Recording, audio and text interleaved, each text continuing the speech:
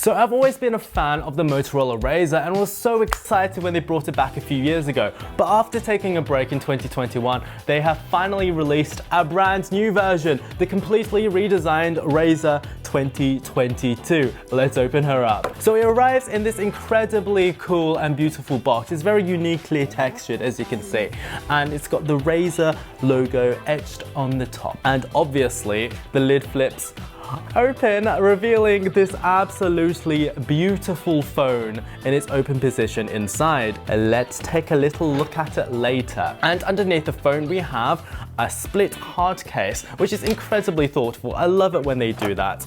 And in addition, we also have a 30-watt fast charger and also some documentation, and also a USB-C cable.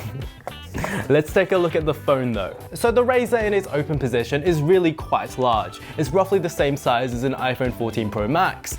But then we close the hinge, and suddenly it's pocketable. The hinge action is just so smooth, and it closes with such a satisfying sound.